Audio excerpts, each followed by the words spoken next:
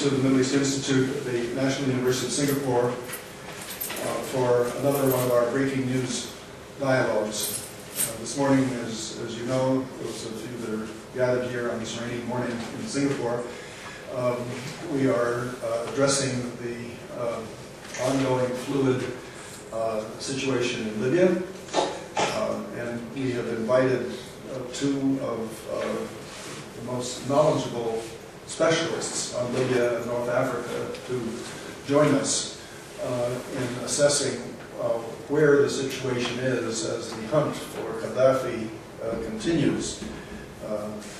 As of at least a few minutes ago, he had not been located, and it appeared that the very dramatic rebel advance and capture of much of Tripoli is not complete, and that there is still active resistance going on in Tripoli and elsewhere in Libya. So at this particularly pregnant moment, we need to get the best expertise that we can find, and we're very fortunate to have it. Our two colleagues from the United States have both appeared here at the Middle East Institute on previous breaking news events. They had spoken, Dr. Nuruddin spoke on the unfolding events in Tunisia some months ago, and we had Dr. Al-Kihya speaking on Libya sometime after that. But now, as the Arab uprisings have passed the half-year mark, more or less, the story is still unfolding, and it's unfolding in very different directions. So we've got a lot of questions for our two speakers. Let me just briefly introduce them. Dr. Mansour Al-Kihya, who's in the Department of Political Science and Geography at the University of Texas in San Antonio, and he's speaking to us from San Antonio, is the author of perhaps the definitive scholarly book on the Qadhafi regime. He is a Libyan himself. He has close contacts, and he observes, I think, very minutely the developments in the Libyan story, and I can't think of anybody more qualified to help us understand the nature not only of the crumbling Qadhafi regime, but also of the new opposition forces led, for the moment at least, by the Transitional National Council. Dr. Al-Kihya is, as you can imagine, much in demand these days, so we're really grateful that he could get us some time this morning here in Singapore. Dr. Nuruddin Jabnoon has been my friend and valued colleague at Georgetown University for several years. Dr. Jabnoon has been teaching very successful seminars at Georgetown, both in Arabic and in English, on a variety of issues, political Islam, security matters, and so forth. He comes from a background in international relations and security studies.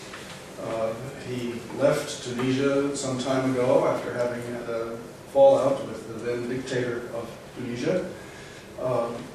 He is very much interested and involved in the what some people call the Arab Spring. He is knowledgeable, in addition, about the regional and international politics and the security issues involved in the North African scene. We're going to invite our new colleague here at the Middle East Institute, who is a very distinguished political scientist himself, Dr. Robert Bianchi, to say a few words after our two speakers have spoken. What shall we ask him to speak about? I have so many questions. If and when Qadhafi is caught, what should be done with him? This is not an obvious question. What should be the future role of NATO? Can we call this this process a revolution? What would your evaluation of the Transitional National Council and the leadership of Dr. Abdul Jalil be? Why do the opposition forces seem to some observers to be so disorganized? There doesn't seem to be the beginnings of a government yet in place. In the post-Qadhafi era, what would we expect Libya to be politically? What would be the role of tribes, for example? Divisive? Important? What about the historic questions of regional segmentation? Because Libya, of course, under the monarchy was really a federation of 3 different regions. How strong in the new emerging opposition are the liberal democratic elements that the West and the United States is pinning so much hope on to produce a liberal, pro-Western, capitalist political order? And indeed, what would the economic policies, do you suppose, of the new regime actually be? And if and when Libya has fallen under a new political system, how will this affect the regional order? And will the fall of Qadhafi give a measurable, tangible boost to the oppositions that are struggling in Syria and in Yemen? What would be the role of Saudi Arabia, which has a very, shall we say, ambivalent role, ambivalent view about all of the excitement going on throughout the region? What would it be in this particular case? Will China and Russia find themselves frozen out of Libyan oil and business deals under a new regime?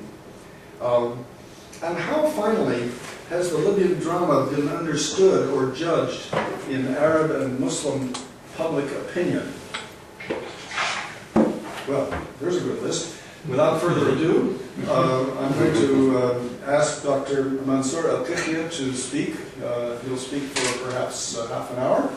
And we'll turn then directly to Dr. Nuruddin Jabnoon, who will also speak for about that amount of time. We'll then ask our colleague, Dr. Bianchi, to say a few words of discussion, ask some questions, raise some issues perhaps. And then, of course, we throw it open to everybody here in our conference room in Singapore. So, Dr. Al-Qithia, would you please begin? Okay, thank you very much, Michael. I really appreciate being invited to this illustrious panel. I'm glad to share my thoughts on this. But I guess I'll speak a little bit more about the composition of the council and the internal situation in Libya, rather than the security. I'll leave this to Nuruddin. But let me start off by saying I don't think really many people expected this Arab Spring to pass by Libya. I mean, they thought you have 2 springs and a winter in Libya, so it wasn't there. But it happened. It happened as a result of, to a large extent, the same of Qadhafi's stupidity.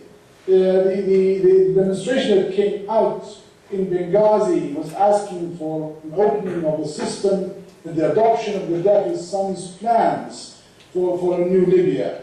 But Qadhafi's son, Saif al-Islam, had proposed a new system for the country, which was really rejected by the structure that Qadhafi had created over the 40 years. Over the 40 years, he created a cadre that really did not want the system to change. And the response to those demonstrators who were asking for change was met with bullets.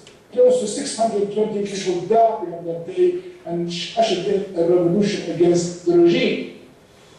Now, we have had 3 revolutions in North Africa, one in Egypt, one in Tunisia, and one in Libya. Of course, starting off with Tunisia and followed by Egypt. But in my mind, and I might be, many would not dispute what I'm saying, but you know, I think the Libyan revolution perhaps is the most profound of the 3. Why? Because the revolution in Egypt and the revolution in Tunisia primarily was really against the kleptocracy of the rulers of those societies. They were angry at Ben Ali and angry at Mubarak for siphoning off so much wealth at the expense of people and siphoning off the future of those 2 societies. And you saw a revolution take place indeed, and the leadership was removed. But in my mind, the real cause for Egyptian and Tunisian pain still remains. Egyptian bureaucratic structure is still there. The Tunisian bureaucratic structure is still there. The political parties are still there within Egypt or Tunisia. They've had more parties indeed, but much of the problems that still remain, the poverty, the lack of programs to alleviate some of that are still there. They have not changed. I don't think any new governments in either country will find it easy to institute any of these new policies or bring about really a fundamental change that will ease Egyptian and Tunisian pain. Libya, on the other hand, and some might consider me a bit too optimistic, but I think for Libya it has been a fundamental revolution that changed, not a fundamentalist, a fundamental revolution that changed the makeup of the whole society, not only of the society itself, but also of the regime, as we know, okay? And I think, ultimately, as I said, many might disagree with me, but the sky is the limit. What kind of system are we going to have? What kind of history are we going to write? It's completely new. I mean, and in a way, some ask me, why are you so optimistic? Because the truth is, I cannot contemplate the pessimistic part.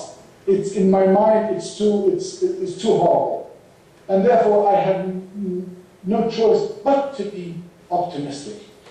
Okay, tell you, as Dr. Hudson just pointed out right now, Libya has problems. Yes, it has. Libya, it has tribes. It has poverty. Yes, it does. But all that, I'm not denying any of that. Indeed, Libya has close to 150 tribes. But as I have always been saying, Libya has tribes, but it's not a tribal society. The majority of Libyans live in cities. They're not rural. In Tripoli itself, there are 2 million people. In Benghazi, 950,000. In Misrata, close to 600,000. Most Libyans live in cities, and the cities are not made up along tribal lines. And so the idea that all of a sudden this civil war is going to break out in Libya over on tribal lines, this is a bunch of nonsense. This doesn't make any sense to me. The other argument is being made, Libya is fundamentalist and Libya is an Islamist state. You have the Islamic Brotherhood going to emerge and going to take over. This is what Qadhafi has always been saying for the last 6 months. Al-Qaeda is there. These are members of Al-Qaeda, and they are going to wreak havoc on Europe by creating this fundamentalist state, the Al-Assad Mediterranean. Well, I have news for you. The majority of Libyans are not fundamentalists. They're Muslim, but they're not Islamist. Al-Qaeda does not exist in Libya. That we have some Libyans who actually were fundamentalists and then went to Iran and went to Afghanistan and fought in Afghanistan. Yes, they were, not saying no. But the Libyan society shuns them. Let me tell you, Libyan society follows the Islamic, the Maliki branch of Islam. And for the last 200 years, it's what for the Sanusi type of Islam. Sanusi, Muhammad ibn Ali Sanusi, established his first zawiya, or mosque if you'd like, in Medina, in Arabia. Okay. He was kicked out of Arabia by the Wahhabis because they saw him as too liberal. How was he liberal? He asked for ijtihad. He asked for ijtihad, for reinterpretation. Now, of course, those of us who are Muslim know that the door of ijtihad, the bab of ijtihad, was shut in the 12th century. Mahdi was saying, no, that door should be reopened. There has to be a new translation, new interpretation of our faith. It has to accompany change in time. And Libyans are precisely that's it, what they are. I mean, you can see this train of thought, not only in Libya, but mostly in all North Africa. North Africa, the Arab part of North Africa is made up by 2 tribes, the Beni Sulaim and the Beni Hilal, the Hilalians. They were difficult tribes to deal with. They were too independent. and they were kicked out of Arabia, again, in the 12th century. And they basically Arabized North Africa.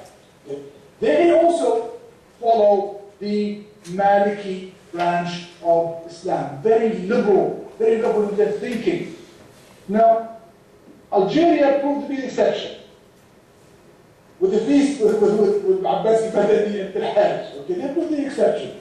But you can see, Algerian society has also rejected fundamentalism. Yes, it took a long time, but it did. And Libya is certainly going to adopt it. That you have Islamists within the society, yes. Look at the Tea Party in the United States over here. You have Christian Democrats in Europe. You have Jean-Marie Le Pen in France. You have a kaleidoscope of society. This is the way it is. So the problem that's really facing Libya is not really so much as tribalism or Islam. The problem that's facing Libya today is the problem of institutions. Mr. Qadhafi's rule over the last 40 years has been destructive. It has not built anything. It has destroyed all vestiges of institutions in Libya. Okay. There are no institutions. There are no security organs that really can continue after removal of its own. There is no economy to speak of. The Libyan economy is a rentier economy, which really has been living of oil. Libya produces nothing. The exception of oil, there's nothing to be produced. Once oil stops, Libya will revert to being a poor country. And I assure you, then it will be sent to the United Nations along with the Horn of Africa as areas susceptible to famine. This is the truth. This is the real truth. Mr. Qadhafi has not done much to help Libya or prepare for its future, a future without oil. And this is the difficulty that's going to face the current Town Council that we have today. Okay, let me talk a little bit about the Council. You know, in the absence of any institutional frameworks in the country, when Qadhafi was toppled in the eastern part of the country, in Cyrenaica, there was a vacuum. A political vacuum was created.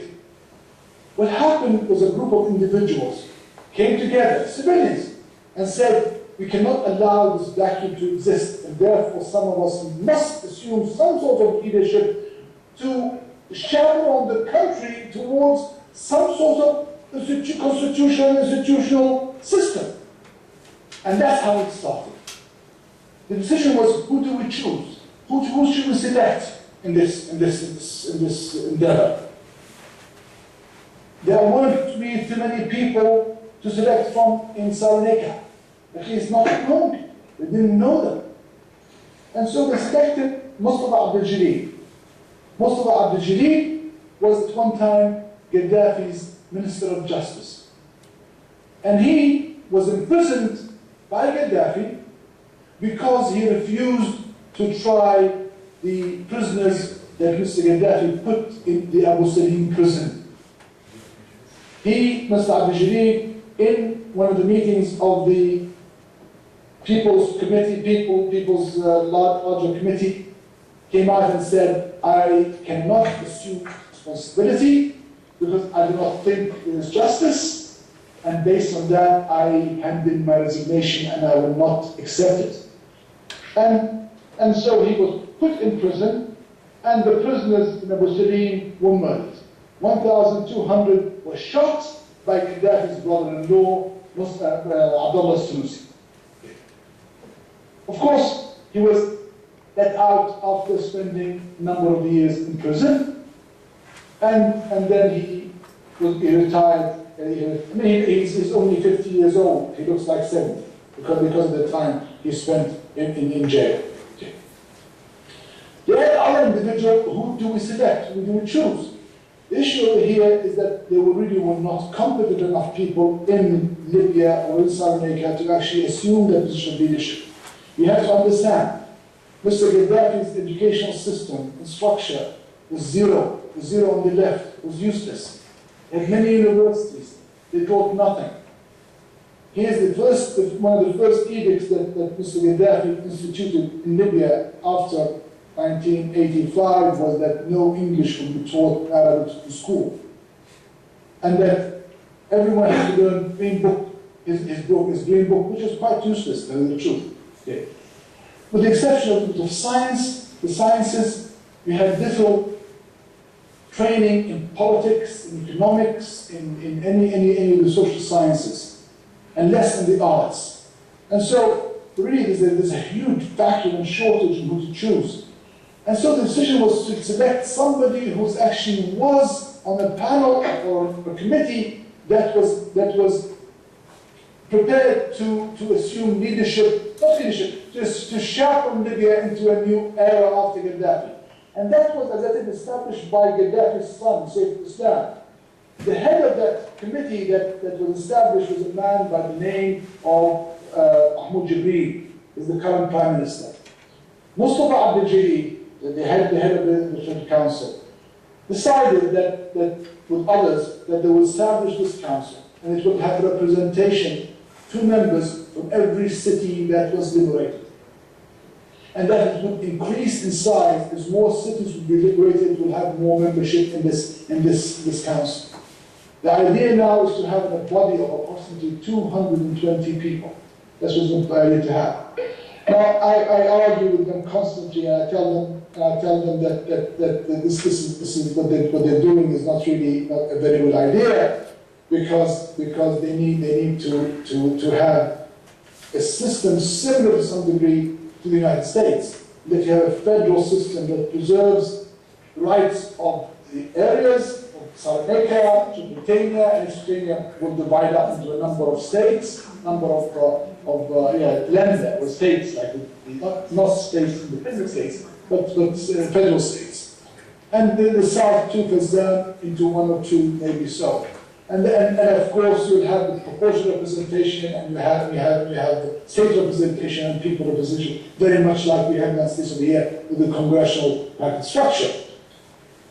We're working on that. We're working very hard on that, and I hope I will belong to the committee that prepares for the new constitutional framework, and I'll be sure to bring that up. But you know, the issue over here is the council, at least, was set up, and the first thing when I met them, and I said to them, the first thing you need to do, you need to create a government.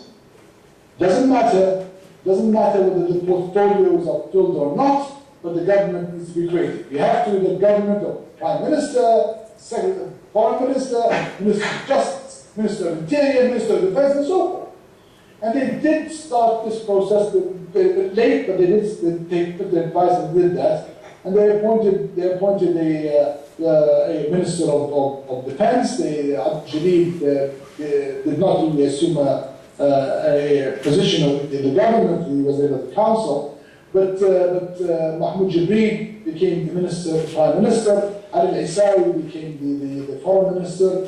A friend of mine up in the United States, a colleague in the University of Washington, Ali Tarhouni, became the Finance Minister, Minister of Petroleum. Another colleague of mine, Mahmoud Shamman, also he was in Washington, and he was the executive editor of the Arabic version of Newsweek. He became the Minister of Information.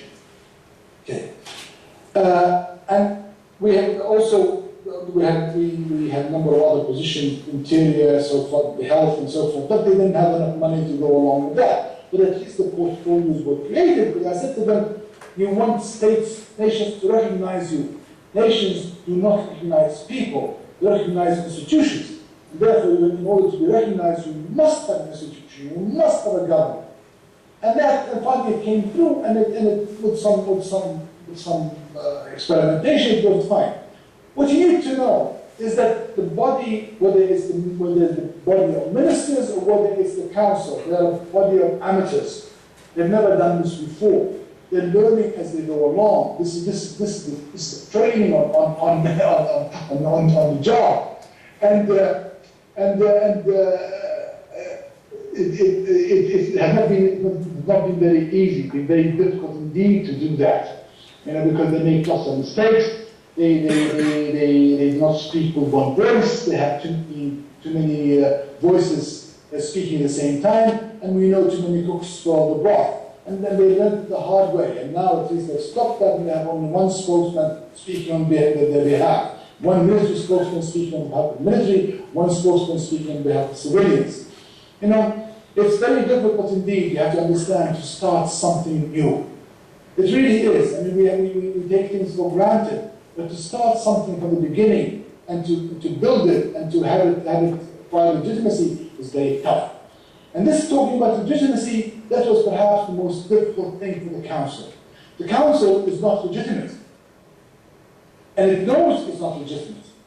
And therefore, what they did to allay any fears that they have some motives that are not apparent, they all signed affidavits and took an oath not to seek elections or re-elections in the next government or the government after that. That they will not take part they will not run for office again after this.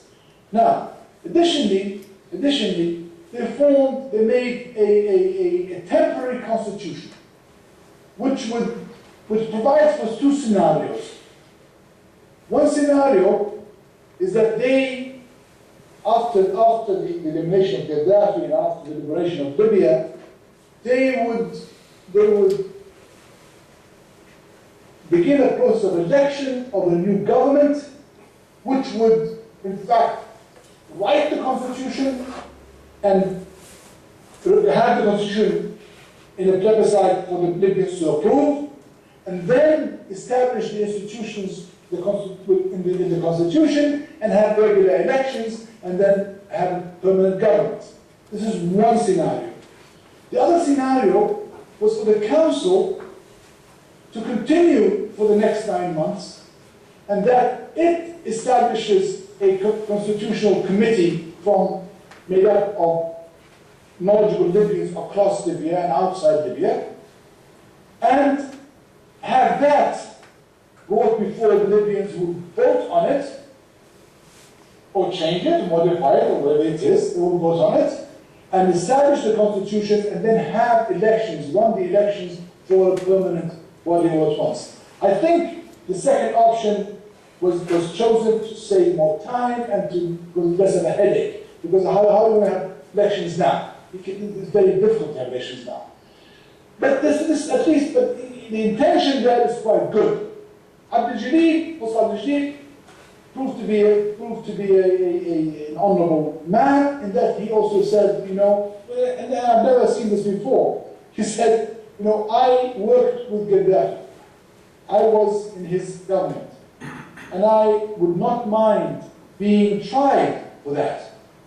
And if you find me guilty of abusing my power or abusing my position, I will not mind you punishing me. And I expect that to be done of every single person who's running for office and who has been employed by Qadhafi in the past. All of this is to allay fears of Libyans, because particularly in Eastern Libya. Eastern Libya, very resistant to dictatorship. And Mr. Qadhafi knew that, and this is why he never trusted in the eastern part of Libya. Eastern Libya in Cyrenaica is much more unified in a sense, because it's the home of the Synospsian movement, and it's the source of even the first independence of Libya in 1951. That time, and this is again, I'm seeing similarities again between then and now.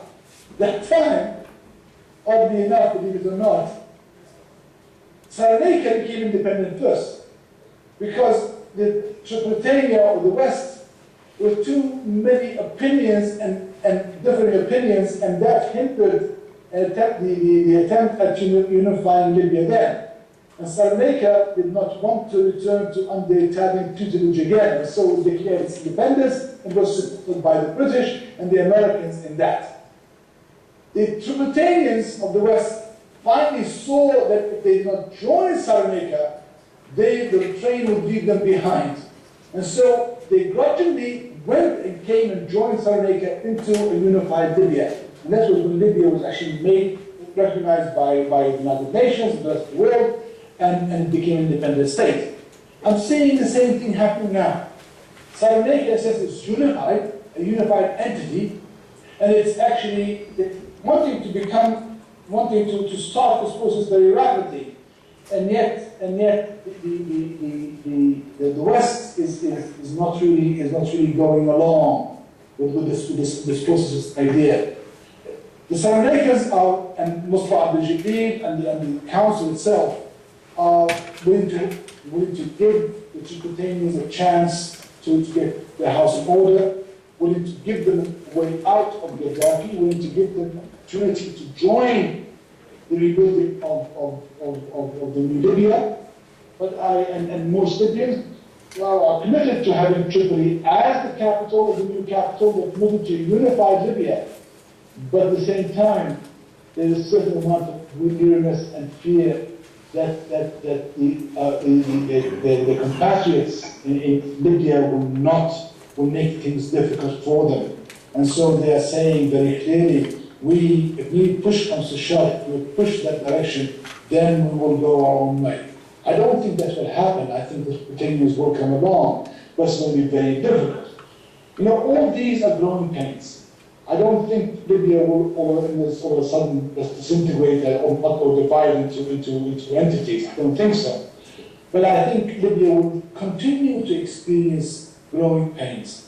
More important, Gaddafi now is fighting the Libyans with guns, but in the future, Gaddafi will be fighting Libya with words. Unfortunately, we're not able to see that. And we won't do them for many years. Even if he's killed, we'll not do them for many years. Why? Because he has, over the 14 years, developed a following. And a following will necessarily rear its head, even in democratic cities. The Germans were able to get rid of Adolf Hitler. But did they get rid of fascism? Did Europe get rid of fascism? No, it did not. It takes on different face, it takes on a different garb, it takes on a different idea. Communism was eliminated from the Soviet Union. Has communism been from Russia? I think not. I think the problem will emerge in Libya as well too, because Gaddafi will be with Libya for quite a long time to come. Do I have more time? Shall I stop? If you can wrap it up in about a couple of minutes, that would be good. I can't hear you. Sorry, can you take 2 more minutes? 2 more minutes, 2 more minutes. What can I say that's so profound in 2 more minutes? I don't, okay. There's a lot to say. There's a lot to say. Well, and you'll have a chance also, I think, in the discussion. I think maybe I want to talk about NATO, and I want to talk about NATO's involvement in Libya and American involvement, and I think I'll give Nuruddin first a chance to talk about that, and then maybe in questions I'll respond to some of those questions. Okay, I think that would be fine. Let's pass the baton here to Dr. Nuruddin Jabnoon, and I should tell you that a television crew from Channel News Asia has just arrived, and so they are covering what is being said here, just to let you know that. Okay, Nuruddin, please, the floor is yours. I would like to thank you, Dr. Hatcham, for giving me once again the opportunity to speak to the prestigious audience of the Middle East Institute. And I would like also to thank you, Mr. Roman Abu Jamam Hernando, for his technical support. And I would like to thank you, my colleague, Professor Mansour Kifir. This paper this evening seeks to shed light on the miscalculations that led to Gaddafi's fall. It will also highlight the security and military implications of NATO airstrike campaign over Libya, and conclude with the several challenges that Libya might face in post-Gaddafi era. Captain Muammar Abu Minyar al-Gaddafi started his 42 years reign by military coup against King Idris I. His first act was to promote himself to the rank of colonel, and with time as he unveiled his unique political philosophy in the Green Book, he bestowed upon himself dozens of honorifics, of which the most known are Brother Leader, Dean of the Arab Rulers, King of the Traditional Kings of Africa, Imam of Muslims, Guide of the 1st of September Great Revolution of the Great Socialist People's Libyan Arab Jamahiriya, the Illuminated Thinkers. He then rapidly moved on to consolidate his absolute personal power by eliminating all potential rivals, using to that and all methods, including murder. In the process, he established fear and schizophrenia in the minds of all Libyans that were framed in his ideals of socialist Islamic state run by so-called direct popular democracy, and in which he had no role or say, once his claim that he neither ruled nor governed the country. In extreme pathological narcissist case, the Brother Leader used all unconventional methods to attract attention to his uniqueness.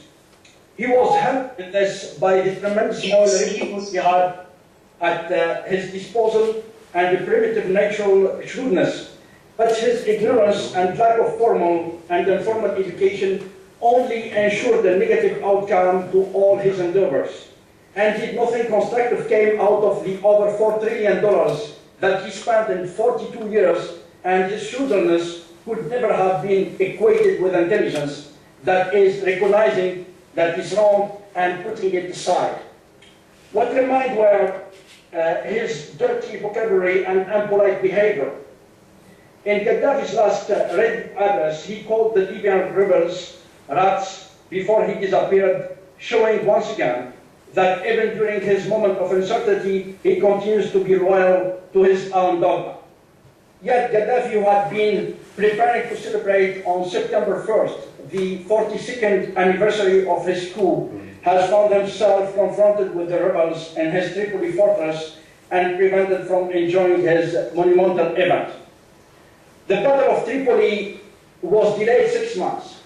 The uprising, which began on February 17th, was meant to be quickly transferred to the Libyan capital in order to force Qadhafi to leave power. It seems that during this, the first days of turmoil, this goal would be accomplished, particularly since the turn of the events in Benghazi looked like those that led to the ousting of the autocratic leaders in Tunisia and Egypt. Though Qadhafi's confused reactions during the first 2 weeks of the rebellions, this scenario almost would be achieved. When the popular upheaval heated up in the majority of the Libyan towns, with the exception of Tripoli, many protagonists tried to lead mediation and initiatives in order to find a political exit strategy for the regime. But the man who was born in the tent in the desert reversed the train of the events and quickly regained the initiative. He absorbed the first shock and proceeded to launch a counterattack and took back the fight to every part of Libya except Tripoli, which was under his tight control. Before NATO intervened, Qadhafi battalions started advancing towards Benghazi, the capital of the East province, which had fallen into the hands of his opponents during the first week, and turned into the hub of the opposition. Yet Qadhafi seemed to be on the verge of defeat.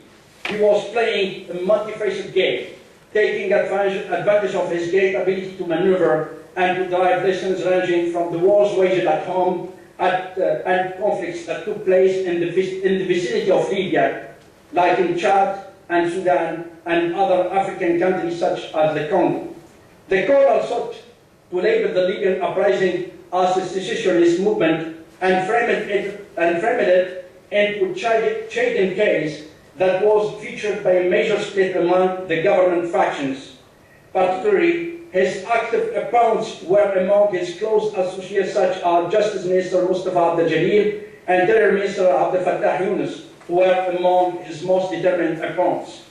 Qadhafi has played on several stratagems pillars. The first of them was the split among his opponents. Here he played on the awareness of all partnership, especially thus reviving the tone of the division between the east and the west of Libya and tribal animosities. Though he was able to neutralize a large part of the tribes, especially in Sabah and Sirte, by manipulating them, he was enabled to penetrate effectively into the east of Libya and to promote himself as a symbol of national consensus in order to prove that his opponents were hybrid factions that could fail thanks to his ability to shuffle the deck masterfully. The second pillar was to try to mobilize the Libyans around him as a national figure, above all suspicion, who symbolizes independence and guarantees the survival of Libya's unity and stability, both internally and regionally. To this end, Qadhafi tried to sell to the Western power the image of his opponent as Islamist extremists. He has been warning for months since uprising started that Al-Qaeda has penetrated popular unrest and succeeded in making the scapegoat of public issue. Widespread concern circulated among the international coalition that radical Islamists could be an alternative to Qadhafi. As a result, the Atlantic forces eased the level of military campaign against Qadhafi's forces.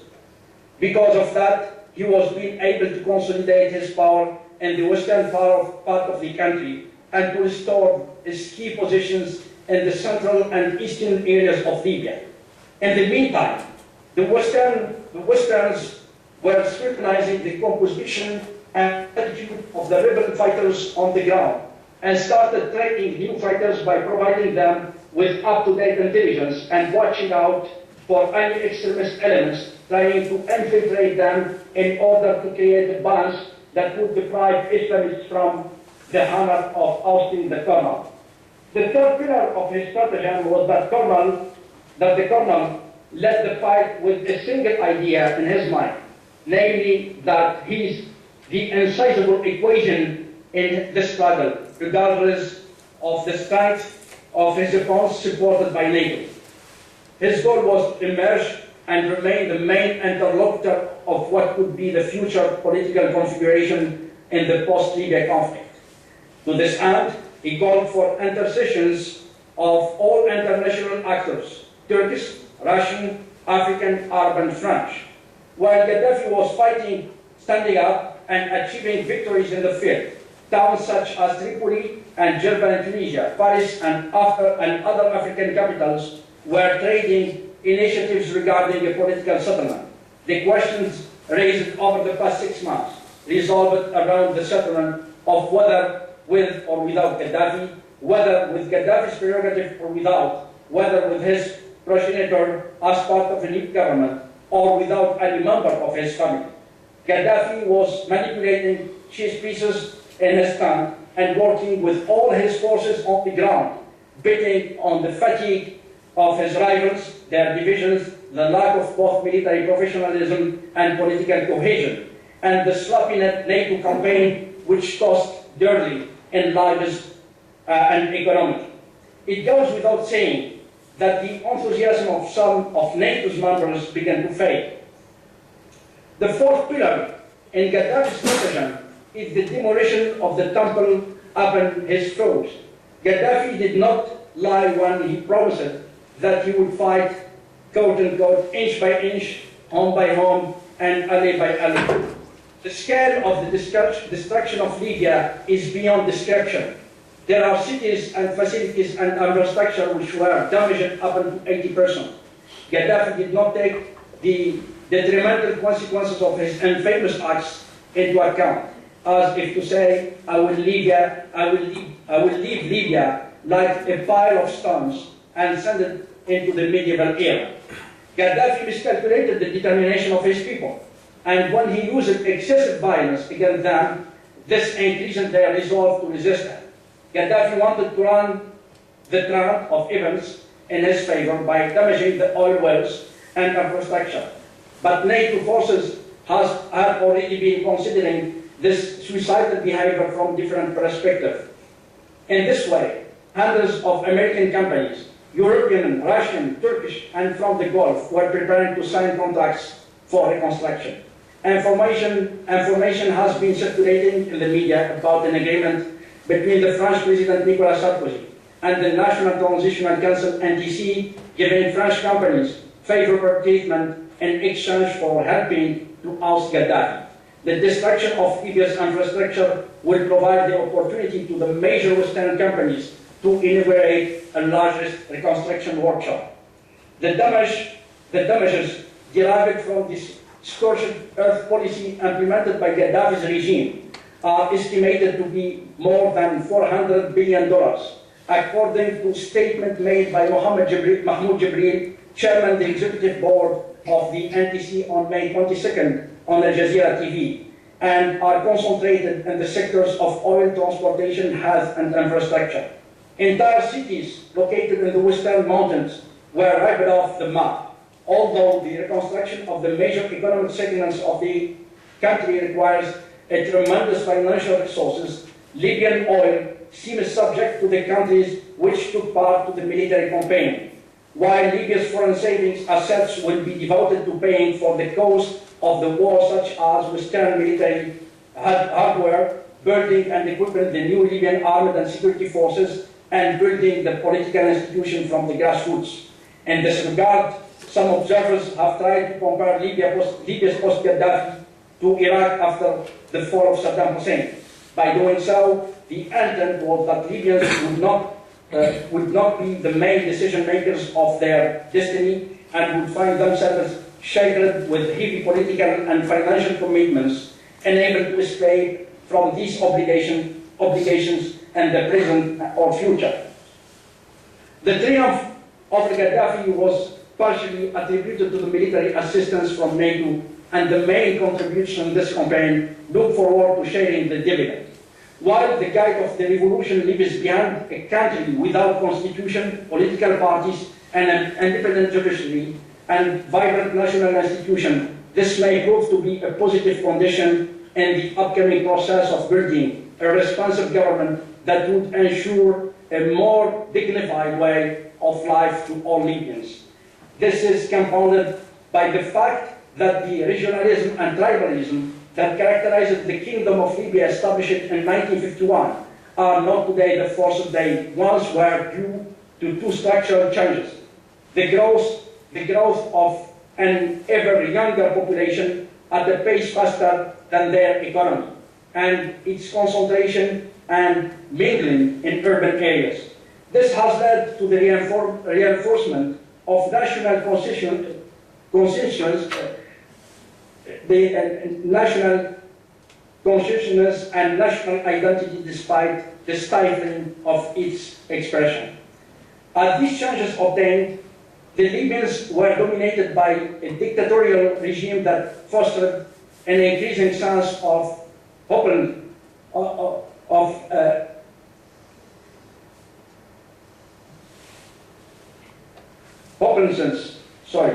a bitter sense of disability, the inability to change anything in their lives, whether politically, economically, or culturally, living under high levels of oppression, socio-economic inequalities, youth unemployment, dismal health care, poor education, cultural anxiety, political humiliation, and loss of dignity and self-respect.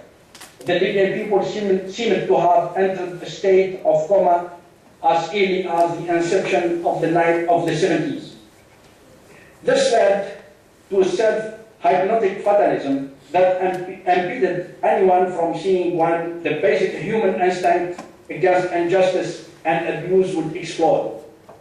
Not wanting to be arrested and jailed arbitrarily, not wanting to be tortured, raped, killed, robbed, not wanting to be deprived of a future, to be humiliated, to be lied or to be impoverished, not wanting to be denied education, expression, political participation, in brief, not wanting to be incapacitated and reduced to insignificance with no human dignity or citizenship rights is indeed the key to demanding empowerment, to breaking the shackles of fear in the face of terror and making change finally possible. Let me go to the NATO security implications. I would like to say the NATO has flown 20,121 flanked mission of Libya, including 7,587 spy torpedoes in 5 months, since the alliances took over operations. In comparison with both Desert Storm Gulf War, hello? Yes, go ahead. Go ahead. In comparison with both Desert Storm Gulf War air campaign in 1991, led by the United States, that lasted less than 45 days, and during which the international coalition flew over 100,000 sorties, dropping 85,000 tons of bombs, and NATO's operations Allied force against Yugoslavia in 1999 that took 78 days of airstrikes in which more than 38,000 sorties were accomplished.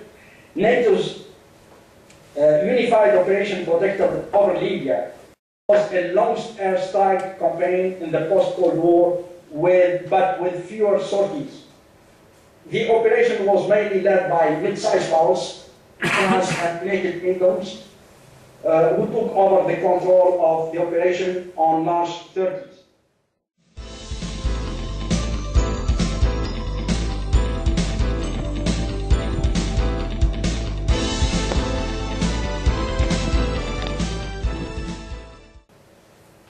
Europeans' willingness to pursue military action in Libya could be explained by the fact that Europeans did not adequately support the initial pro-democratic protests across the Arab world, a charge frequently coupled with accusations that many European governments failed to respond because they have actively supported the regimes being challenged. This charge particularly applies to France, the country now most committed to the Libyan intervention, and offered then Tunisian President Zine al-Abidine Ben Ali the services of French security forces to suppress the Tunisian rebellion. Moreover, financial considerations should be taken into account in the Libyan case.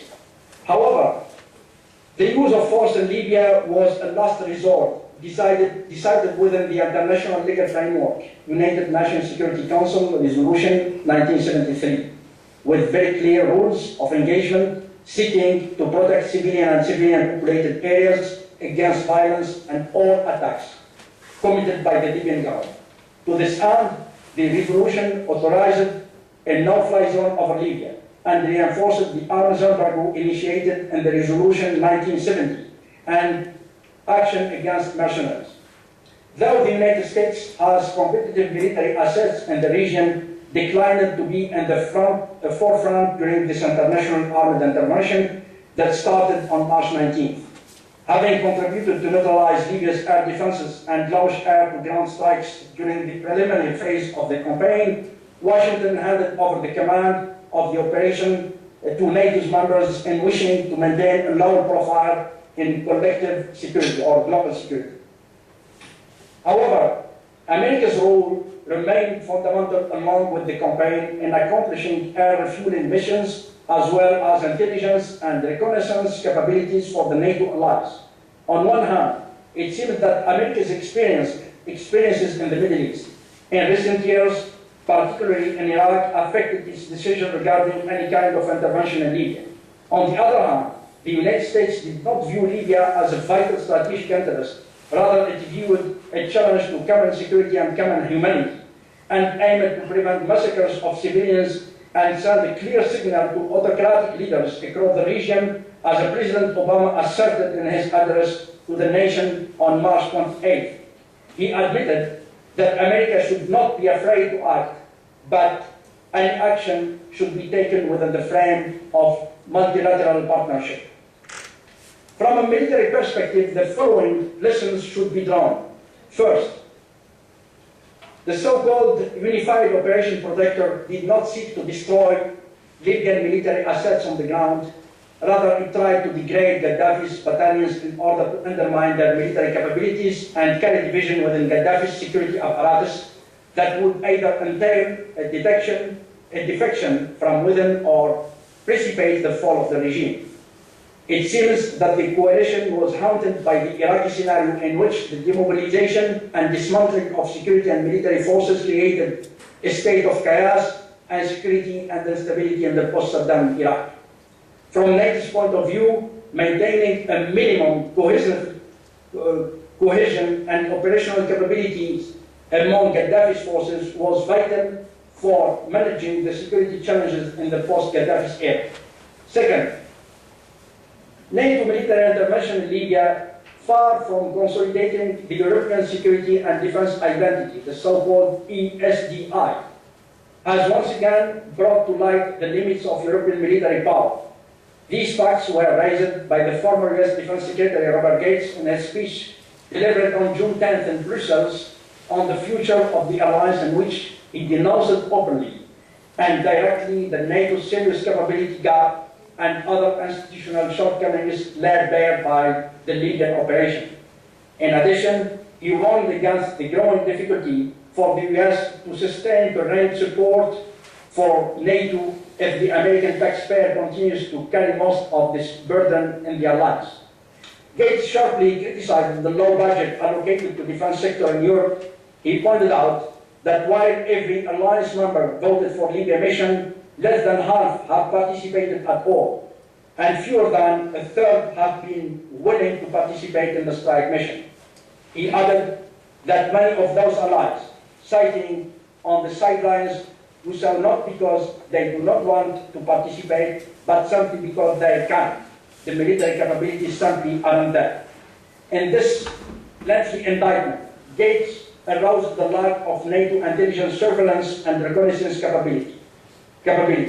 Not with exasperation, he recognized that just five of 28 allies, the US, United Kingdom, France, Greece, along with Albania, exceeded the agreed to 2% of GDP spent on defense. Furthermore, he concluded his speech with the statement that if the decline of European defense capabilities are not halted and reversed, future US political leaders may not consider the return on America's investment in NATO worth the cost. In this regard, inadequacy between defense means and new geostrategic realities on the ground will be an important challenge for Europeans in the post-Qadhafi Libya. Responsibility to provide human protection to the Libyan people requires adequate capabilities to deter, project, respond, assist, and in the last resort, deploy if it's necessary to avoid horrific atrocities against civilians. At the end of the day, it's impossible to implement a humanitarian mandate across a country which is 4 times the size of Iraq, via air power alone and from 15,000 feet in the sky. Finally, the final lesson from this campaign is the assault of rebels in Tripoli in an operation labeled Mermaid Town. Tripoli's nickname Bride of the Sea has taken many by surprise, including NATO itself. Over the past six months, the rebellion has been flawed with sustained resistance from the regime of Colonel Qadhafi. This time, however, the very quick advance into Tripoli, although as yet the Qadhafi's resistance has been met with pockets across the city, but nonetheless, the regime is collapsing. It should be pointed out that the NATO airstrike campaign helped the advance of the rebels. Using Apache and Tiger helicopters into specific battle situations, dealing with the regime's armored battalions and heavy artillery helped as well the progress of the rebels. But here the most important point, or the trigger. The trigger comes from the western mountain, known as Nafusa Mountains, that encompasses Nalut, Zintan, Yafran, Wazin cities. In the beginning of August, when the rebels there, many of them Berbers, started to make progress towards the strategic oil refinery located in the city of Zawiya, cutting off the main fuel supply of Tripoli and achieving control over the supply line from Tunisia. The fall of Zawiya happened probably about 4 or 5 days before the fall of Tripoli. At this moment, the hope of the regime to sustain the defense of Tripoli was under a severe threat, and since then, rebels are continuing to make progress. In addition, there has been a key defection from the regime, including large brigades of presidential guard, which handles Colonel Qadhafi personal security. A combination of these tactical successes, along with attritional of the 6 months, seems to lead the regime to fall on itself, for resistance largely melts away. In the same way, the East Front was static for a long time and took months to take over the terminal oil of Riga. And since August 24th, means since yesterday, the rebels took control of the city of Ras Lanuf. The former is a large place in front of Qadhafi's stronghold of Sirte, an area that's still under the control of his allies. Sirte is a very important city. It lies in between Misrata and the east of the country. By taking Sirte, the entire east of the country up to Misrata and beyond will be in the rebels' hands. Means from the border of Egypt to the border of Tunisia. Nothing is sure about Sirte, if it will fall with negotiation or a battle is necessary in order to deliver one of the last fiefdom Qadhafi, with Saba, of course. I would like to conclude by some consideration regarding the avenues and obstacles in post-Qadhafi's Libya. Running a country, like Professor Mansour said, running a country that has effectively been in the hand of one man for the last 42 years will not be an easy task, and the National Transitional Council are likely to face many challenges in the long term. First challenge is that the battle of full control of Tripoli is not over yet. In Tripoli, there is raging and fierce gun battle taking place in the key areas. Street fights are spreading to the rest of the city, and heavy weapons are used in civilian areas. There is no electricity or shortcoming of electricity. There is limited food, and people are hunkering down in their house and terrified to go outside. Tripoli remains very volatile and dangerous city, and guns became very easy to get. Moreover, very angry and enthusiastic young men are using weapons without any regulation. Therefore, security issues are the main critical challenge. It should be pointed out that the NTC is facing the decentralization of multiple armed groups which are operating on the ground under its responsibility. But some of them declared early that they are autonomous and are just coordinated with NTC. The highlight of these multiple armed groups with different ideological backgrounds, different tribal and regional affiliation will become a crucial challenge to the NTC. Libya needs a comprehensive demilitarization, disarmament, demobilization, and reintegration process of these groups within security and armed forces in the aftermath of this conflict. To this end, the NTC's members should relocate as soon as they can to Tripoli in order to assure people and protect them from arbitrary exaction, revenge attacks, human rights abuses, and criminal deviation. If NTC will not be able to provide Libyans with security and basic services within the next month, it might lose its credibility. Therefore, it's the responsibility of the NTC to stand up firmly against any instability and violence that might be fueled by the remnants of the fallen regime in order to inflame tensions. Second challenge. The second challenge is that in the midterm, it's necessary to build a Libyan civil society after 42 years of dictatorship. Libya has a very limited experience with civil society dynamics, political parties, free media, credible judiciary system, as well as parliament and constitution. In that sense, it will be the medium and long-term challenges for anyone who takes over Libya. On the positive note, the economic issue will be favorable due to the oil wealth, the freezing of the financial assets, the rate of the small population of Libya, and the limited external debt of the country. In this sense, NTC must establish how to rebuild an economy in shambles and infrastructure have been completely destroyed. Libya accomplished something is that never happened before in the Arab world, except in the case of Latin America, which is the citizenry that overthrew a domestic dictatorship, liberated itself, and has built the structure of statehood and national identity, service delivery, good governance, security, and personal development, all simultaneously. The third challenge is that the NTC should quickly proceed in the implementation of building confidence through delivering justice for victims. To this end, a new legal framework that seeks a judicial law reform must take place, as people who are subject to torture and extrajudicial punishment, including families of disappeared people, are expected to be rehabilitated by covering their lives. The NTC has at its disposal a range broad of mechanisms already experienced in countries such as South Africa, Argentina, Chile, Spain, and Portugal, and that could inspire its action in this space. The fourth challenge is a problem of inclusiveness, or the ability of the new leadership to find a common ground among the different political actors. In a country that has been run by one-man show for more than 40 decades, there are concerns that its political development has been stifled.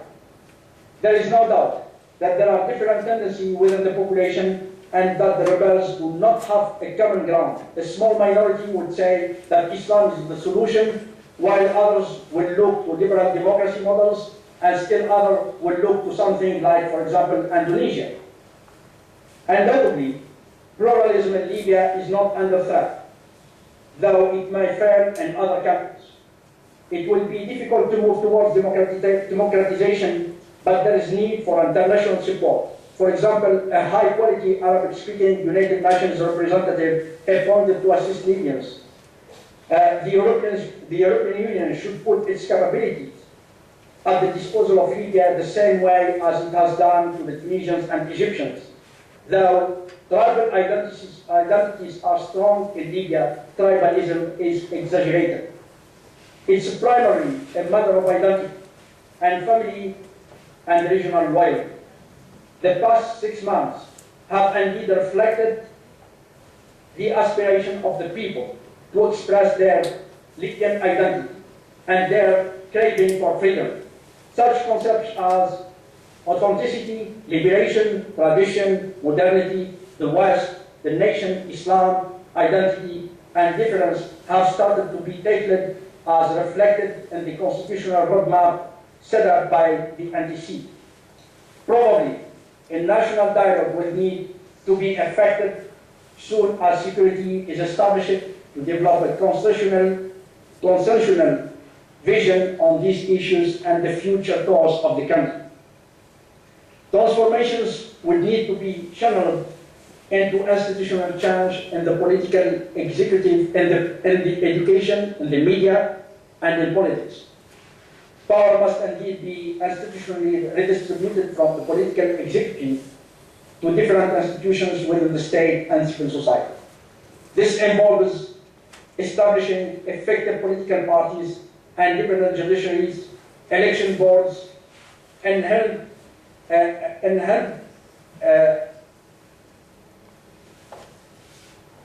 media and functional parliament. While organizing groups, political Islamists, and the army are likely to emerge as key players to provide stabilities in the foreseeable future, reform and change are likely to follow slowly. The last challenge is the complementarity between legitimacy and efficiency. Libya needs a balance between efficacy, running agencies and delivery on one side, and credibility and legitimacy on the aids of the Libyan and the other side. The recycled old regime figures that are known by their moral integrity and credibility, and many of them have the know-how of running the country, should neither be eliminated nor removed. Otherwise, it will be a big mistake, as it was the case in Iraq and which precipitated the collapse of the state bureaucracy. Legitimacy is absolutely the #1 benchmark for this transition. In other words, the structure of government and the personality involved in this process are vital for the success of the transition in Libya. To conclude, I would like to say, despite all these challenges, today the aspiration for empowerment is breaking the shackles of fear in the face of terror and making change forthcoming.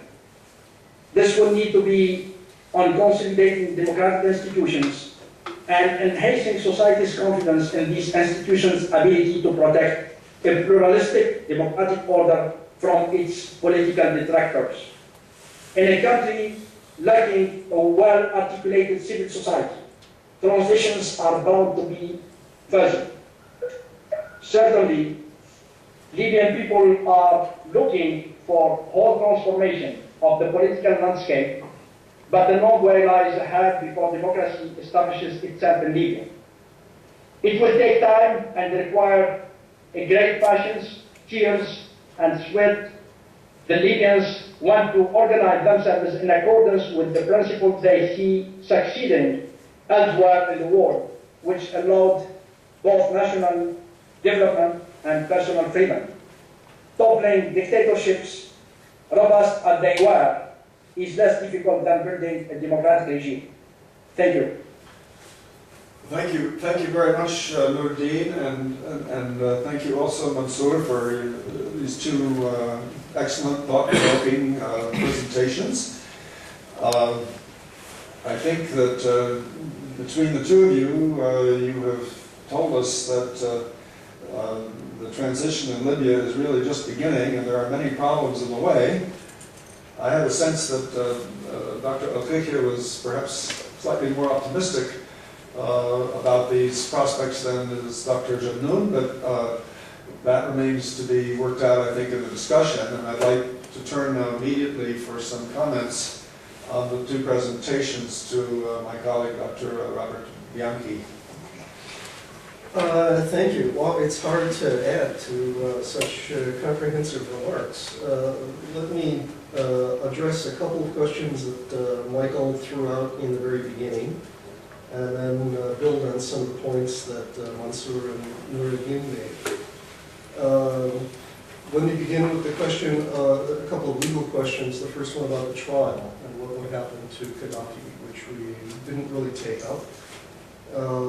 And the obvious problem here, well, I mean, we're making some assumptions that the trial would be over, that he will be found, that he will be captured, that he will be taken alive, and so on. We don't know any of those things, but if it turns out that way, then the obvious question is it going to be a trial in Libya, or is it going to be a trial in The Hague?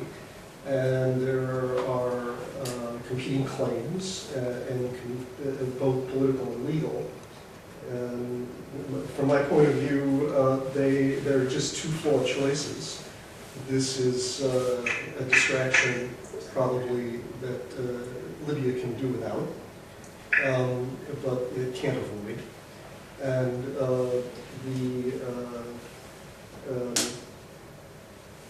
the option of a trial in The Hague looks good from a lawyer's point of view in terms of formality and legitimacy of process, but it's all by forms. And this taints it politically to the point where it's likely to exacerbate controversy in Libya instead of put an end to anything. And then, of course, the option of having a trial in Libya is even more catastrophic. The idea that there would be anything but a kangaroo court is hard to imagine. We don't have a good way of handling political trials, and that's what these are. And the UN and the International Criminal Court haven't really solved the problem for us.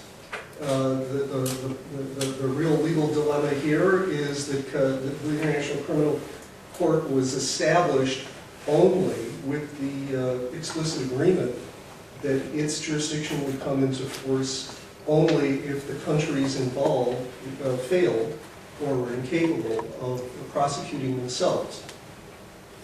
Now, if Libya asserts that demand and capability, then the justification for the international court's jurisdiction fades away. And what we have left is the Security Council vote. So I just want to point out that there's no good choice here.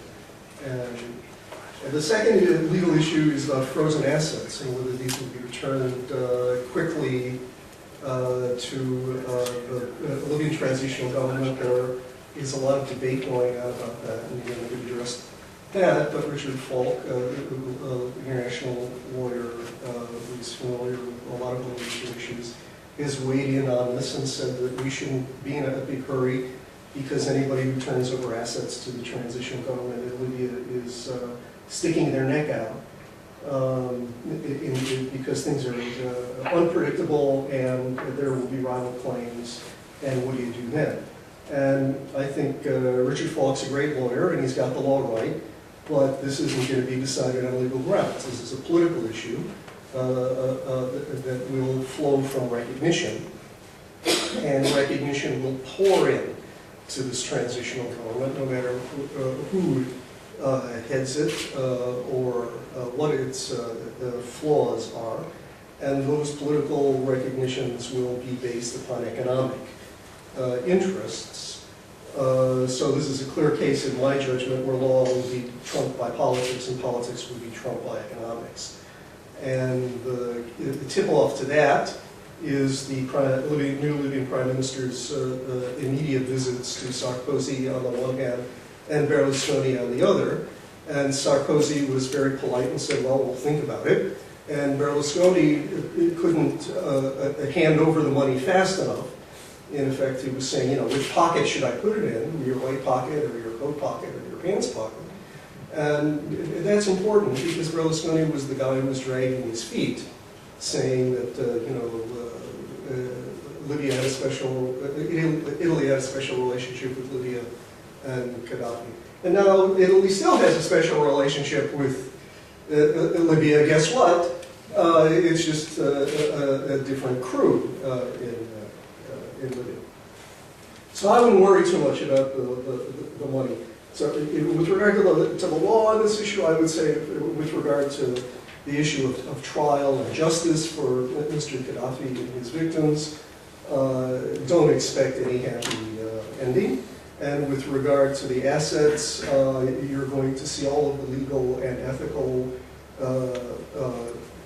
questions quickly dispensed with in favor of economic interest.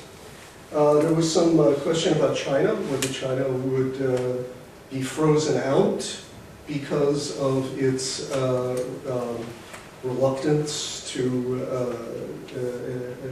enthusiastically support the revolution and so on. China didn't do badly at all by way of Libya. They got out of the way when the Security Council resolutions were passed and when Qadhafi was referred to the International Criminal Court, and then later they started talking to the rebels. And, they had Qadhafi's people coming in through the front door and the rebels coming in through the back door. And when Qadhafi's people said, well, why are you talking to those guys? They're criminals. The Chinese said, we respect the sovereignty of the Libyan state, but we also respect the will of the Libyan people. And you can't do any better than that. And, if Berlusconi comes out smelling like a rose after all of this, then the Chinese are certainly going to do no worse. And don't forget, the Chinese withdrew 34,000 foreign workers, and they have billions of dollars of assets tied up in infrastructure projects, including oil pipelines and so on. So the last thing in the world the Libyans want to do is walk away from those contracts and put all of those projects on hold. If anything, they're more desperate than ever to get that business back on track. So I think you can expect that the Chinese will be some of the first foreign nationals back in Libya, followed very quickly by the Turks. who also had very good business relationships with Libya and lots of infrastructure projects going on. In fact, one of the ironies here is that Turkey and China have just concluded a number of agreements to pool their resources, their construction resources in Arab countries and in the Middle East, specifically in the Gulf and in North Africa. So you can expect the Egyptians and, the Chinese and Turks to be moving back and also partnering with one another in joint ventures. A third point, I'd like to hear a little bit more from both Mansour and Nuruddin about this, is the issue of organization of the revolution. This was supposedly a ragtag group of Keystone cops who couldn't do anything right, and were shooting one another with greater efficiency than they were shooting the enemy. That's how it was all portrayed to us in the first couple of months. And then the back and forth with the particular towns that were captured and retaken and so on. And then the assassination of the head of the troops a couple of weeks ago. It really made it all look like it's just an unending string of catastrophe. Now all of a sudden we have a happy ending presented to us. So what's wrong with that story, that narrative? I'd really like to hear more about that. I saw a piece in today's Wall Street Journal just before we started that described one of Qadhafi's security chiefs as a mole who was constantly informing rebel forces in Tripoli about surveillance efforts of the regime, about arrest lists that were being developed by the regime, and he was leaking them. He was an active member of a cell of conspirators, and he was giving them information about who was on the arrest list and giving them information about how to avoid surveillance. And it turns out that he was involved in one of hundreds of such cells throughout Libya and other towns. So it looks as though this was, from an early stage, much more organized on a clandestine level than any of us have understood, and that Qadhafi's institutions and inner circles were infiltrated very effectively. And that he was betrayed on a grand scale, and that the organization is not the new kind of electronic, virtual social network organization, but it's very old-fashioned face-to-face spies and conspirators and partisans, reminiscent of the Algerian movement, where nobody really knows anybody else's name. They all know one another by aliases, and they don't know what they do for a living. So if they're captured and tortured, they can't reveal very much. And so, you know, this is like more like Algeria or like the French and Italian partisan movements in World War II than like the so-called electronic revolution and Facebook and so on. Fourth point, Mansour mentioned the Islamic roots of Libyan Islam, the Sanusi Maliki and Ijtihadi sort of connection. That is very important because of its popularity and similarity with trends elsewhere in North Africa, particularly in Egypt and in Tunisia. And when I lived in Egypt, I met lots of Muslim brother leaders, very old-time leaders, who were well connected in Libya. They had done business in Libya. They had lived there. They had continuing contacts. They had, you know, often was invited to dinner when somebody from Libya was in town. The Muslim brothers in Egypt and in Libya shared safe houses.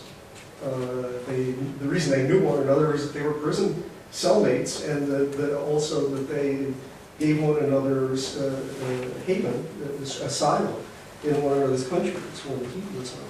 So there are very strong connections there. And in fact, I remember just a few weeks ago in Tunisia, the parliament passed a law prohibiting foreign political contributions and donations to any political party or political group. And this is explicitly aimed at preventing religious groups, especially the Ikhwan, from coordinating their activities. But of course that law is going to have no effect at all. If they need the law isn't really going to do anything. In other words, the informal connections are so strong and long-lasting that there's no law that is going to touch them. So I think that's going to be a very important factor in the political future of all three of these countries, Tunisia, Libya, and Egypt. And we can, I think, keep an eye on the communication of Islamic groups and their activity back and forth there. And then finally, building on that, I think that strategically and geopolitically, Libya is important in two ways.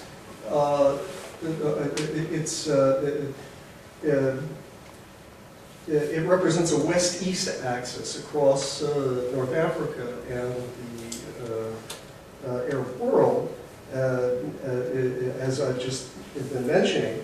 And what that means, of course, is that things that happen in Libya are going to be connected with Tunisia and Egypt as well. And I think, you have to be, if you're a member of the political class in Algeria and Morocco, you've really got to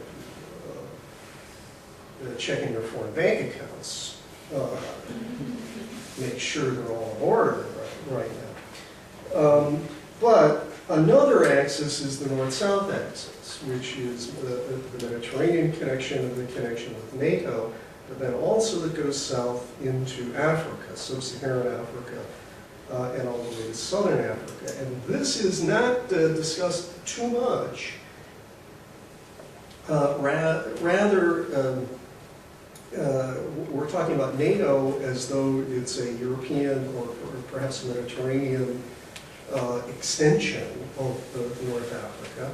But I think we lose sight of the degree to which Libya is very closely connected with its neighbors in Saharan and Sub-Saharan Africa, and indeed all the way to South Africa. And South Africa's government is reluctantly coming along to the idea of a post-Qadhafi era here as well. And there's a larger game going on here, and that is the idea that the Americans via NATO are going to extend military presence in Africa through an African corps, and that this is intended to sort of prepare the way for a new struggle for African resources, with the Chinese and the Indians having a foothold in the south, and the Americans and NATO using North Africa as their foothold. So Libya fits right into that strategic struggle.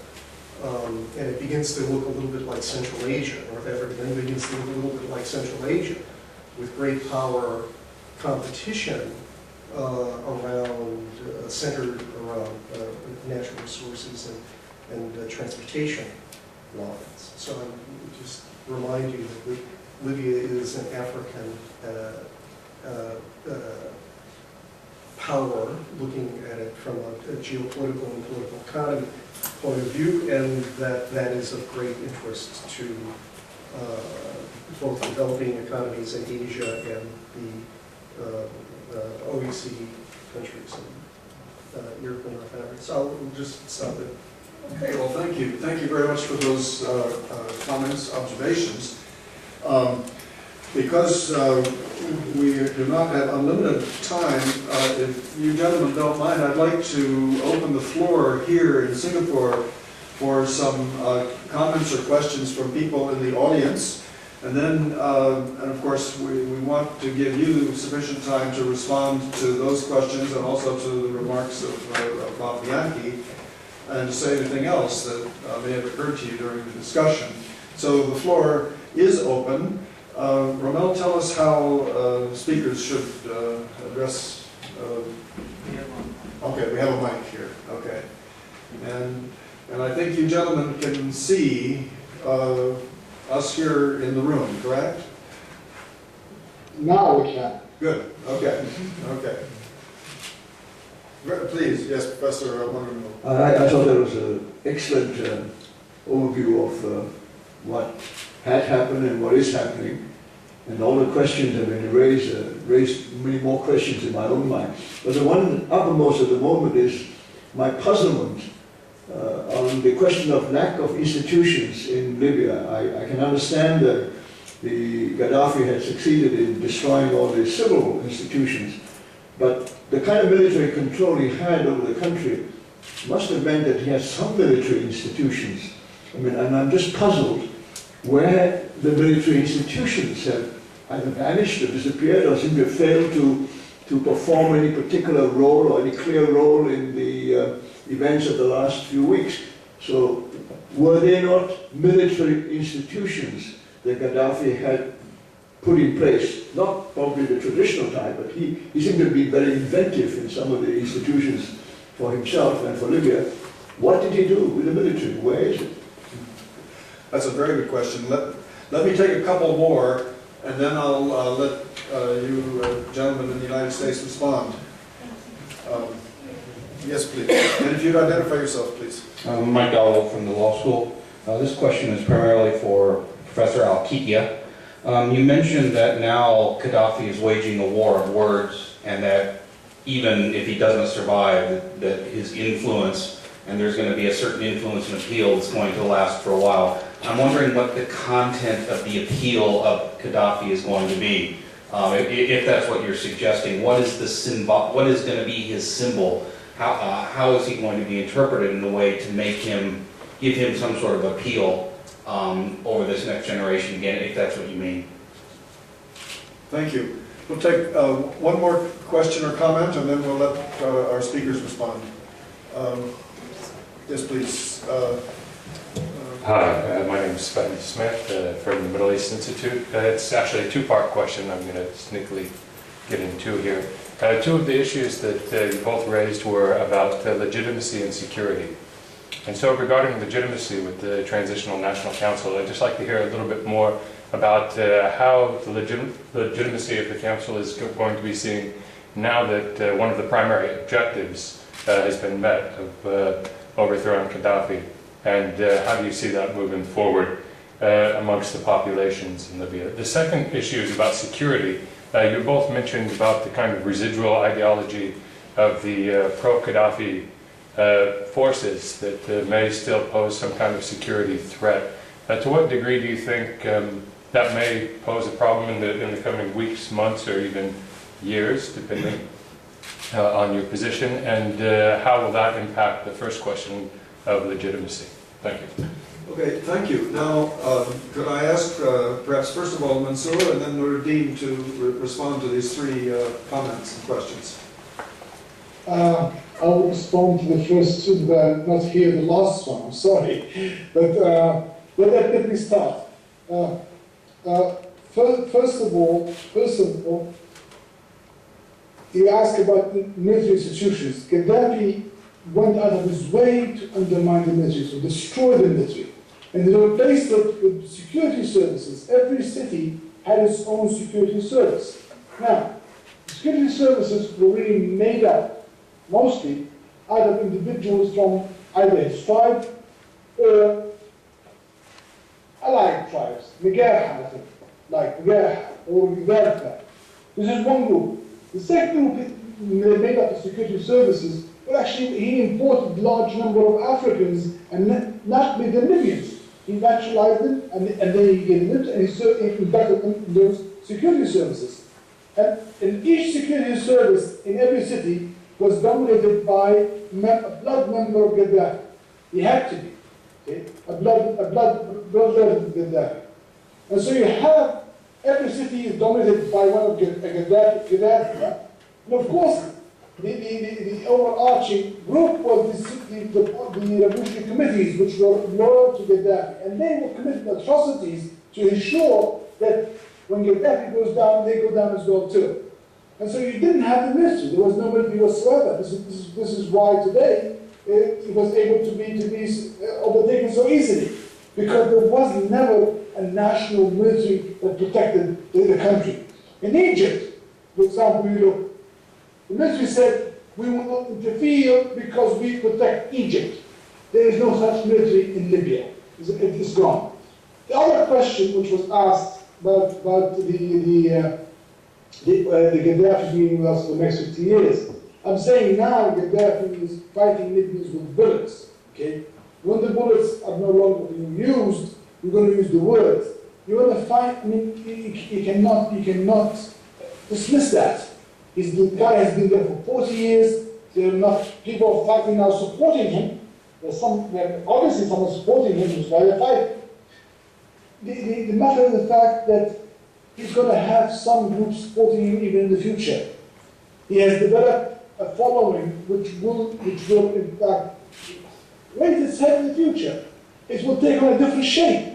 It will take on a different. It will not be the Qadhafi brigade or the party the party of Qadhafi but it will take on a different shape. And you will find them injecting Qadhafi's thought in their platforms, very much like the Nazis do within Europe today. Okay, all the communists do within Russia today. Undoubtedly, you will see that happening within 10 to 15 years. And if a democratic structure is established in Libya, you cannot deny them. What do? You throw them out? Unless, of course, you decide that they want to ban Qadhafi, but they're finding a true way to come through. The third question, I'm sorry, I did not hear, so I cannot answer, I cannot respond to.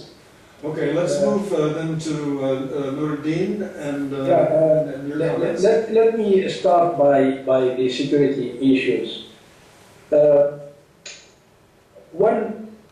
When you look at like the state of the Libyan armed forces in the end of the 90s, I would like to say Libya didn't purchase a new military hardware except for the last maybe 5-6 years. The only one unit which was equipped with, I would say, sophisticated equipment is the 32nd Brigade, led by his son, Captain or Major Khamis. This brigade even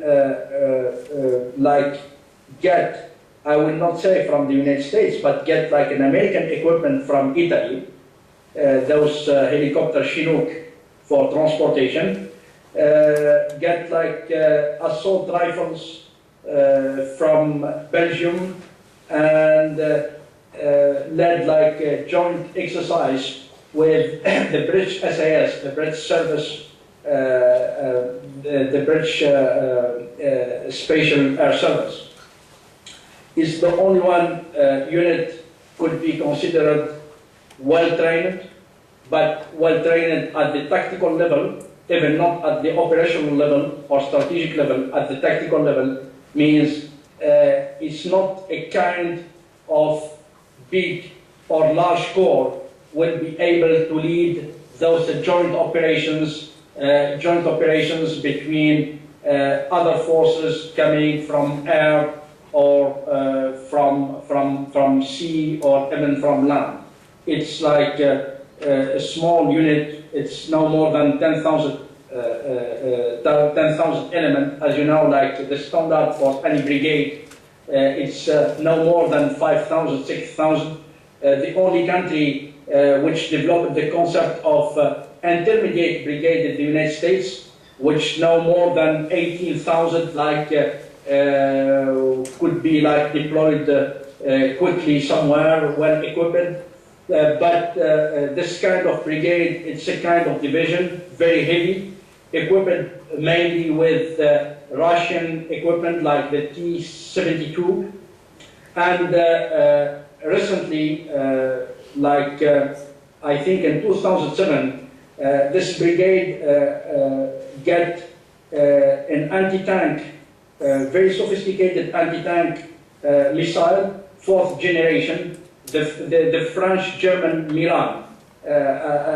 Even a professional army like the Egyptian army or the Tunisian army still has like the Milan 3rd generation. So any new equipment is given to this unit, and this unit is considered like the rampart of the regime.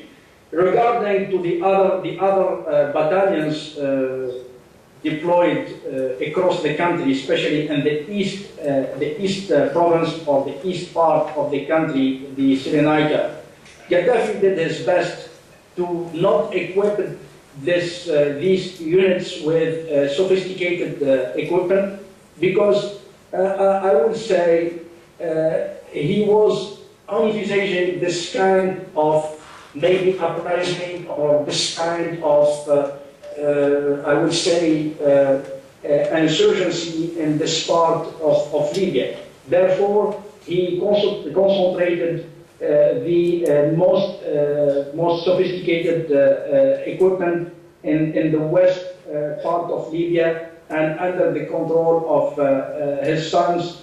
As you know, he has one of his sons, Mu'tasim. He was, because now I don't know where he is, maybe somewhere hiding, but he was like his national security advisor, and Khamis, who is leading this brigade. Means what Qadhafi did since 1975, 76, since his comrade, Major Mherichi, who tried like to overthrow him, and who took refuge in Tunisia and then in Morocco, and then he was extradited from Morocco to Libya, and then he was slaughtered by Qadhafi.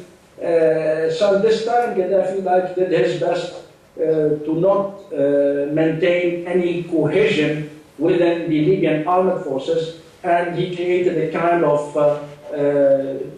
disparate battalions without any system of command, control, communication, or intelligence. He centralized the system in Qadhafi, and he tried just to undermine the military capabilities of the armed forces, because he thought and he believed like the armed forces, as he used them to overthrow the King Idris I. He believed like those armed forces are the only one tool capable to overthrow him, and I will say like more, I think more than a dozen of attempt of coup against him happened at least between 1973 until at least 1995 or 1994. Then the question about legitimacy, I think the legitimacy is very important. So now we hear about these frozen assets here in the United States. I think $37 billion, $200 billion in Germany, the same amount, I think, in France. And the NTC is asking about the unfreeze of those assets, and it's legitimate to ask about this. Though the personalities within the NTC are well known as honest people, having like moral integrity, well respected within the Libyan society. But I think outside the NTC we should have like a kind of committee of regulation or supervision about the money, where the money will go, about the transparency and the accountability. And when you are enough transparent, when you are accountable to your people, you will gain this legitimacy. The legitimacy also means, I think, inclusivity means when you will write the constitution, the future constitution of Libya, this constitution must reflect the diversity of the nation. The Libyan nation means all voices should be reflected in this constitution. The second element is the participation, means the people, the Libyan people must be informed about the process, and given the opportunity to express their will, to express their point of view. The third element is transparency. Transparency means, as I said, the leaders must be accountable, must be transparent, must lead the country with a good governance, especially in this most critical period of transition. And the last element of the legitimacy is the consensus. What I mean by consensus is I think any process, any decision should be defined through what we can call discussion, negotiation, persuasion, but not by being taken by the majority. Means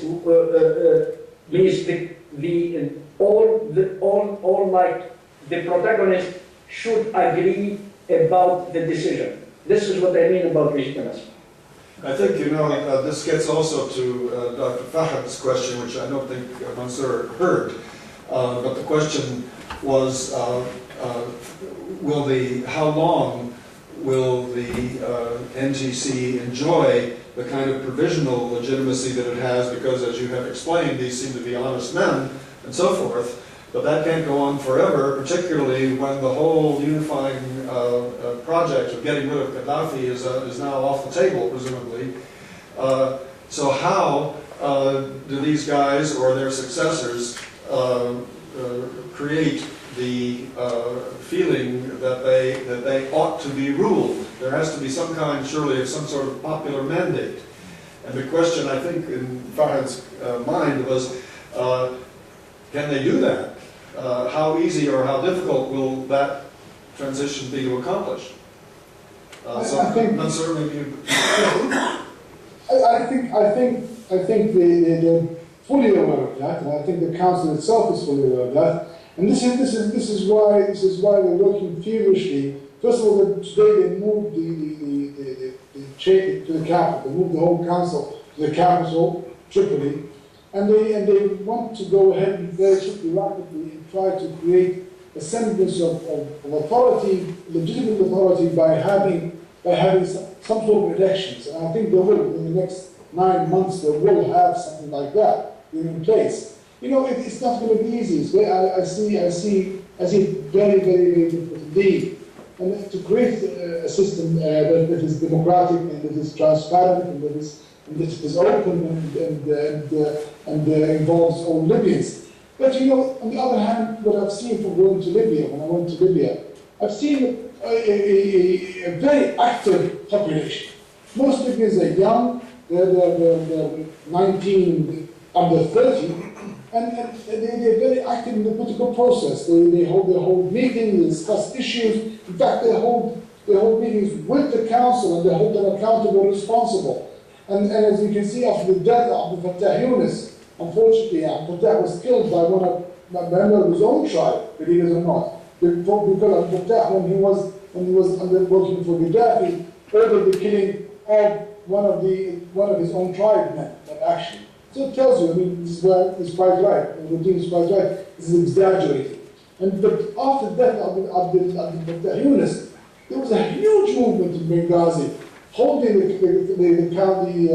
body responsible, the council responsible, and said, you all have to resign because you're not capable of maintaining security and of maintaining the order in the country.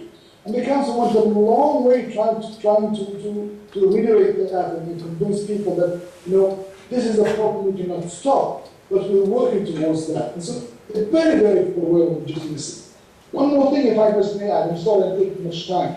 But you know, Mr. Qadhafi, on the way back last time in Libya, I passed by Abdel Nasser Air Base in Tobruk, and I met the commander over there, Sadr Jaroushi, and he told me that 2 days before the revolution, Mr. Qadhafi ordered that all functioning planes be removed from Tobruk to Sirte, the Sirte district. And he left them with antiquated MiG-21s, and they had to cannibalize parts to put them together. But you know, Qadhafi never trusted Cyrenaica, and he never trusted Misrati. And I think this lack of trust really will ultimately brought about his demise. Because if you look at his tactics during this conflict itself, he concentrated on the 2 areas, the 2 choke points. Misrata on the one hand, by enforcing the sleeper and to prevent any movement from Misrata from moving towards Tripoli, and he concentrated on the Brega, this choke point to prevent the Cyrenaicans from moving towards Sirte. And he did that in Brega by having at least 5,000 soldiers over there, and he had 85,000 mines. I mean, the area was mined, 85,000 mines. And I was talking to individuals, some of the commanders over there, and he said, Mansour, he told me, we by inches a day. We don't have sophisticated equipment to get those mines. Those were Brazilian mines, plastic, and so you cannot find them in mine detectors, and so you have to go the old way, the old-fashioned way of trying to remove them. And that took a long time, of course, for those forces to move out of Cyrenaica towards Tripoli. They haven't. Only today they captured Ras Lanuf. But the Qadhafi's mistake was that he forgot that he can access other means, and the rebels in Benghazi, the council, was able to get weapons and armaments and food and supplies to the mountains, to the mountain areas of Jabal Nafusa. And that, because when Qadhafi moved all his forces to Misrata and Cyrenaica, he left Tripoli quite vulnerable. You know, he thought he had enough just to prevent them from coming, but he didn't. And therefore, this is why Tripoli fell. This is the psyche in his mind that pushed him that your enemy here is Cyrenaica, your enemy is Misrata. And therefore, if you stop those, you stop your enemies. Not realizing that really the problem is much bigger for him than those 2 areas. Well, I'd like to thank you both very much. We are coming up on the end. We have to break, really, at the hour. This has been an extremely valuable and productive discussion. I'm sorry we didn't have a little more time for more comments, but I think we've gone probably about as far as we can go. And these gentlemen, it's late. What time is it actually in Washington? 11. It's 11, yeah. It's bedtime for you guys.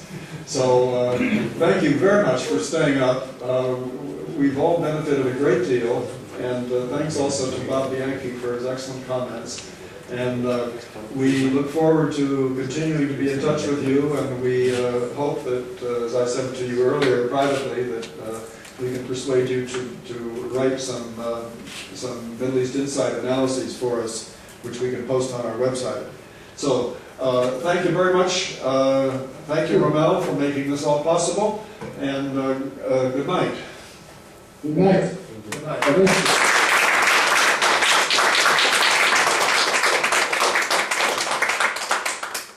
So broken.